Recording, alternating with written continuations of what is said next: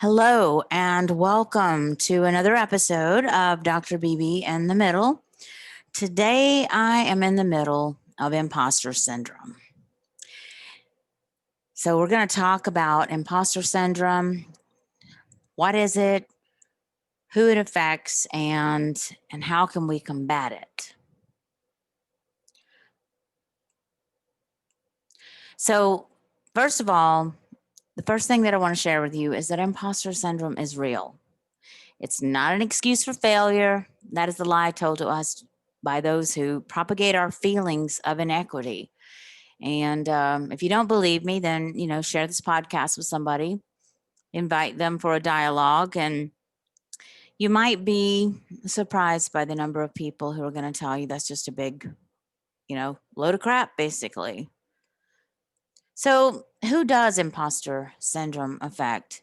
Now, predominantly, what we know is that it affects mostly high achieving women, primarily women of color. But I do want to say that it does also affect men.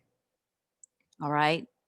Recent studies also show that first generation students and professionals suffer from imposter syndrome. And I say suffer because it is really suffering. Because, for example, I will use my students who are first generation from Africa. They are vastly different in their worldview when it comes to education and success. It is the expectation in their family. You will be a doctor. You will be an engineer. You will be a scientist. You will go out there and you will change the world. That is the expectation. And that is because their families have been raised up to believe that generation after generation after generation, that we will be better, we will be stronger. So my children will do better than I have, not just follow in my footsteps, but surpass my achievements. That's some crazy stuff, ain't it? That's what we should be telling our children here in the United States. Westernized culture when it comes to education is just really jacked up, and I will be talking about that again later on. So I do want to address why it is that women of color, and especially Black women, are affected to such a degree by imposter syndrome. And this is where the conversation is going to be just a little bit uncomfortable. So historically, in and out of this country, we know that they're lighter skinned people of color tend to be treated differently. They're either treated favorably or, unfavorably, depending, So, but we're going to stick with what we know of our history, and specifically our history as it relates back to slavery. And I know I can just hear it going through some minds out there. Hold on a damn minute. How does this relate to history? Well, do hold on a damn minute and listen to me, and I will let you know. All right. So, African enslaved women. And I want to go ahead and preface this with this. I will not refer to people who were brought to these shores as slaves. I will not refer to people who worked on the plantation as slaves. They were enslaved Africans, and that's how I refer to them. All right. So just wanted to let you know that. So African enslaved women, typically the second or third generation of women, were lighter skinned, as were many sons. They were lighter skinned. How this happened was due to rape by violent force or through manipulation and coercion, a nicer word for rape, with the benefits being not just that you get to live in the big house, as has been characterized throughout literature, books, movies, and such. Because you see, a lot of times these women gave in because they were trying to save their own sons, trying to save their own daughters, maybe even their parents, from what they saw as being a worse fate. Sometimes just to keep their children together, you know, and the man that they loved who was out there working, you know, on the property from possibly being killed. So it wasn't just about getting to live in the big house. All right. That was no picnic. So this tradition, if you will, this produced women who look a lot like me. And as one of the women that I love to hear speak often says, my body is evidence.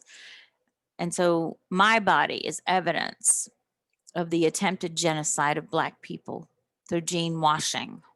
And that's another polite word for rape. And these young women, they got to work in the house, the big house, you know,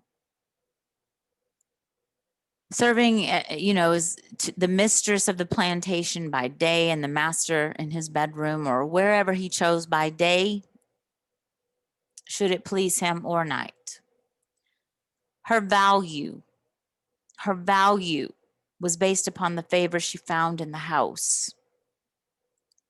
Even when she bore the master children, she nor her children would ever be seen as anything more than property.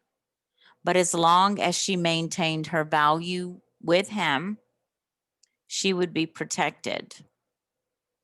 You know that it can't have been a comfortable thing to live in the house with the mistress of the household knowing the truth. So we'll just leave that right there because that's another podcast. So we also want to talk about, you know, imposter syndrome in Black men, because while it is not prevalent, or at least according to my theory, it's not as researched, it is all the more real. And one of the reasons that it's not as well researched is that Black critical race studies came out of feminist critical theories. And women have always led the way when it comes to research concerning matters of justice. And so we need not only to have more men involved, but we women need to learn to kind of put on this lens to help us to see things through their eyes. So I want you to think of how the enslaved African men were evaluated. They were seen as breeders, as brutes, as muscle. To the slavers, the darker an enslaved male was, the more physically strong he was believed to be. As time went on and the skin tones became lighter, they were seen to be weaker, not as valuable. That doesn't say a whole lot about the other part of the contributing gene pool now does it? So when lighter skinned enslaved males worked in the house, everyone knew of that young man's lineage. They knew that his mama was the master slave woman, and this set him up for a miserable life as an outsider. He was seen as weak, effeminate, and a snitch. And Uncle Tom. Is this ringing any bells? Now, we also have to consider when we are talking about imposter syndrome, how educators, teachers contribute to this phenomenon. Chances are that no matter which zip code you attended school, and we know that zip code does determine the quality of education, it does not always inform the quality of the teacher or how much that teacher is going to truly love and support the students. Black and brown students are typically underserved by both their white as well as their Black teachers. The fewer the Black teachers in a school system, the lower they are in that majority, then the more likely they are to conform to the white administration and other white teachers, because you see, they want to keep their jobs in the nice school, in the nice neighborhood. So I'll dig a little bit more deeply into this topic in a future podcast, but frankly, I don't feel like crying today. The point is that teachers make a difference, good or bad, in a child's life. The worst thing they can be is indifferent. If students do not have teachers who see them, who see their color, love them, and love their color rather than seeing them and their color as a threat, or worse, an embarrassment, see them as someone not worthy of the time, then these kids become invisible. They become invisible, even to themselves. So another question is how other Black people, even our own families, how do they contribute to imposter syndrome? You know, I didn't understand this until 1997 when a movie that continues to be my favorite came out, Soul Food. And anyone who knows me, and I know that I've got people out there listening to this podcast who know me well. And if you've ever seen the movie, you know which sister I was. Actually, I was a combination of two. I was the stuck-up, successful bitch who went out and got an education and became successful and got a nice house just to bring embarrassment to the family.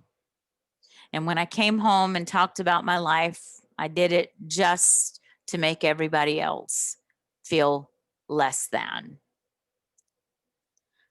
But I was also the second daughter. I was the crazy dreamer, the one that no matter what, I didn't give up. I'm still not giving up. And most people looking at me would say, well, damn girl, you've arrived. No, I have not. I have not. I've added another, destination. There is no arriving if you're living life the way it should be lived. But then there's the one that's the perfect daughter. I was not the perfect daughter. I was the one who pushed the envelope. I was the one who got her mama's face in her own face and her mama's hand upon her face when I would challenge these views of keeping your head down, not rocking any boats. Well, my students who listen will tell you that Dr. BB, man, she don't rock just some boats. She causes hurricanes. I don't know why there hasn't been a hurricane named after me yet, but I'm going to see about that. I feel like a disservice has been done to me. But I want you, if you have not seen this movie, to share it with your family today. And just all I got to say is that they just don't make movies like they did in the 90s anymore. All right, so I'm going to share with you 9 ways to cope with imposter syndrome, and these are not mine, because I'm going to change that to 9 ways, and I'm going to add a 10th one on of how we can combat imposter syndrome. And I use the word combat because we are in a battle. This is a war for our identity. So first of all, know the signs. If you're constantly making excuses for yourself, and especially around your lighter complected compatriots, that's a surefire sign that you feel that you are not, for real. Know that you're not alone. You're not alone. I'm in this with you. It is 1:12. This is supposed to air at 2 p.m. I was so excited about this podcast and, did my research. I created it. I created a damn PowerPoint. I was that student too. All right. So created a PowerPoint because I plan on putting this on my YouTube channel. I plan on putting it on, for my, my regular podcast webpage. And I plan on using it in a book talk that I'm going to have soon. And I'll share more about with you about that later. But every time I mispronounce a word or my my lips got in the way of the words coming out the way they're supposed to, or maybe I forgot that I didn't put my dogs up and one of them barked, because I'm doing this from my office. I don't have a fancy recording studio. I would stop and I'd start all over again. So it's it's 1:13. Whatever I finish with today is going to be it's going to have to be what you get, because one thing that I am is I try to be punctual. I do keep my promises. So distinguish humility and fear. Know the difference. Do not disguise your fear and lie to yourself and say that it's humility. There's a stigma associated with being Black and successful. You're called arrogant. You're called uppity. So we have to go around feigning this humility all the time. I am not an humble person. I will just go ahead and say that to you right now. I have been called arrogant, and you know what? I am, but it's not unfounded. If you know who you are and you know what your accomplishments are, then you deserve to be arrogant. But you can also be, a little humble in that. I'm definitely humble because I have never forgotten where I came from. You need to let go of perfectionism, as I say this with my 10th take of today. There are people out there that just can't wait for you to misspell a word. They just can't wait for you to mispronounce a word. They can't wait for you to go to the store and hope that nobody sees you, but they do. Everybody knows what I'm talking about. Be kind to yourself. Track your success. Leave evidence of your value. And I'm calling myself out on this, okay? Yesterday, I ordered 12 frames for my diplomas and my various certificates of completion, as well as certifications and accomplishments. And I plan on framing those documents, that evidence of my success, that are right now sitting in a cardboard box. Your success should not be in a damn cardboard box, okay? It should be on the wall of your office. It should be on the wall of your Facebook. It should be on your LinkedIn. It should be in your Instagram. It should be in your office where you work. It should be on your phone so you can pick it up every once in a while and just look at it and say, oh yeah, I did that. So I am going to frame those. They're coming today from Amazon. That is a free plug for you, Amazon. They're coming today. I just ordered them yesterday. And I'm going to put them on my wall so that when I am working with my patients and I'm on screen with them, because everything's Zoom today, when I am working with my students, when I'm FaceTiming with a friend, they can see that. And that's not to make them feel bad about themselves. That's just to show who I am and that I am proud of myself. Because it's important to track your success, to leave evidence.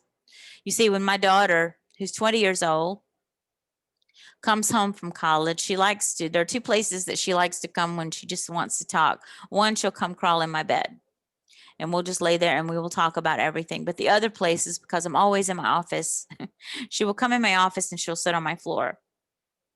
And I want her to come into my office and not just see what her mama has done. She knows what I have done.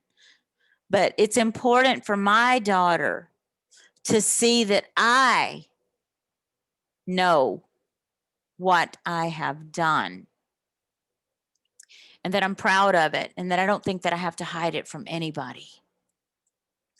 So talk with your mentor, talk with a manager. Find someone in your workspace or in your educational space who will support you. Someone who believes in you. And if your manager does not believe you and your manager does not see your value, does not appreciate your value, and does not promote you based upon your value, then when it comes time to evaluate your manager, don't let fear and humility get in the way of you giving an accurate accounting of that manager's performance. And say yes to opportunities. Say yes to opportunities, not just yes, but hell yes. I can do that. I am ready for this. And if I don't know everything that I need to know to do this job, I can learn it.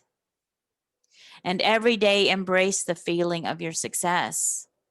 Look at yourself in the mirror and say, yes, this is who I am.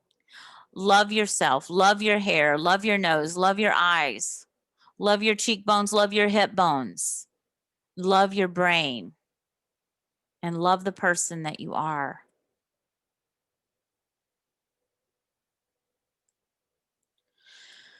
So, the big question, what will it look like when imposter syndrome becomes a thing of our collective past? All right. Look at all these beautiful people in this collage. Look at all these beautiful people. Well, I got to tell you that there is no computer screen big enough. There's no wall big enough. There's no room big enough. There's no museum big enough to hold the likenesses and the accomplishments of all the people of color who have come before us. When a Black woman or a man stops making the news for becoming a CEO of a big company or a dean of a school, or when a young Black woman or Black man or brown woman or brown man being accepted into an Ivy League school for their academics stops being newsworthy, that's when imposter syndrome becomes a thing of our collective past. We are not goddamn unicorns. We fucking exist. And we always have. And much to the fear of so many out there, we always will. We are not imposters. We are not posers. We are not sellouts. So I want to leave you with the poem read by President Nelson Mandela at his inauguration. And I'm likely to cry, as I'm wont to do when I read this. I've read this to my students before and I cry every time.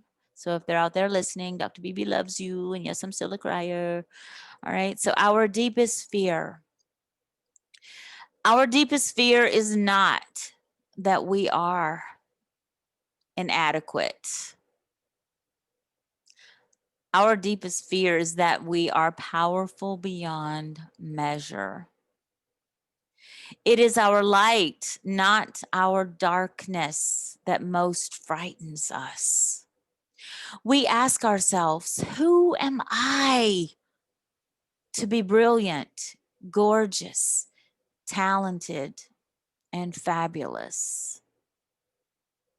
Actually, who are you not to be? You are a child of God. Your playing small does not serve the world. There's nothing enlightened about shrinking so that other people won't feel insecure around you. We were born to manifest the glory of God that is within us. That is us. It's not in just some of us, it's in everyone. And as we let our light shine, we unconsciously give other people permission to do the same. And I'm going to insert in here that when we diminish ourselves, when we call ourselves names, and you know the name I'm talking about, students of mine, we give others permission to do the same. For as we are liberated from our own fears, our presence automatically liberates others. This is Dr. BB in the middle, always for you. And so I leave you today, and I hope that you have a wonderful week ahead. And I hope that this has been meaningful for you. If you get an opportunity to drop a note for me, you can follow me on Facebook. You can follow me on Instagram at BBisms, Twitter at BBisms. And you can just put in my whole name, Jacqueline Burnett-Brown. You can find me anywhere. I have been told I am very Googleable. All right. Next week, I hope you join me because we're going to talk about seeing this voting thing through. We're going to talk about some people out there who are not doing us any favors by their ridiculous talk. And I don't want to get into that today because I'm feeling kind of good right now. And just like I didn't feel like crying, I don't feel like being angry. So join me next week, 2 p.m. Sunday afternoon, and we will talk about voting, why it's important. And if you've already voted, thank you so much for casting your vote. And know that you do make a difference and that your voice counts, that it is heard. But for now, this is Dr. BB signing out.